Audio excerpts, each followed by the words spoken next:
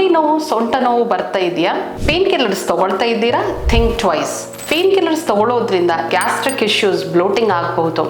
ಅವನು long term painkillers use ಮಾಡೋದ್ರಿಂದ kidney ಹಾಗೂ ಲಿವರ್ ಸಮಸ್ಯೆ ಕೂಡ ಬರುವ ಸಾಧ್ಯತೆ ಇದೆ. ನೋವು ಬರ್ತಾ ಇದೆಯಾ ಅಂದ್ರೆ ಪದೇ ಪದೇ ಮೆಡಿಕಲ್ ಸ್ಟೋರಿಗೆ ಹೋಗ್ಬಿಟ್ಟು ಪೇನ್ ಕಿಲ್ಲರ್ಸ್ ತಗೊಳ್ಳೋದು ತಪ್ಪು.